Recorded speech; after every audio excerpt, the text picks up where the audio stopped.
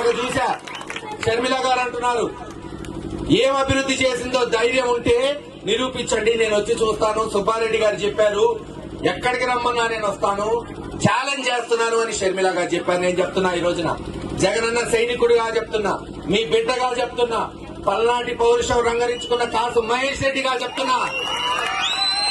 షర్మిల గారు టైం నువ్వు చెప్పు, ప్రజలతో నువ్వు చెప్పు, తేదీ నువ్వు చెప్పు, ఏ టైంకి వస్తావో చెప్పు.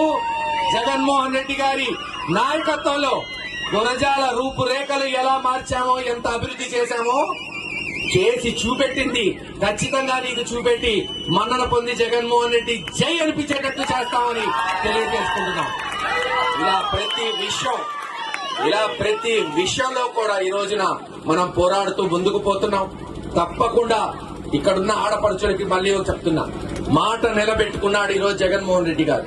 మీకు మాట ఇచ్చిన ప్రకారం డ్వాక్రా రుణమాఫీ చేసి వడ్డీతో సహా మీ రుణాన్ని చెల్లించి ముందుకు వస్తున్నాడు.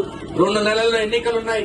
మాట నిలబెట్టుకున్న వ్యక్తిని, మనమ తిప్పని వ్యక్తిని, మీ బాగోగులు కోరే వ్యక్తిని, మీ కష్ట సుఖాల్లో పాలు పంచుకునే వ్యక్తిని ముఖ్యమంత్రి చేయవలసిందిగా ఫ్యాన్ గుర్తుపై ఓటేసి అఖండ మెజార్టీతో వైఎస్ఆర్సీపీ పార్టీని గెలిపించవలసిందిగా కోరుకుంటూ సెలవు తీసుకుంటున్నాను.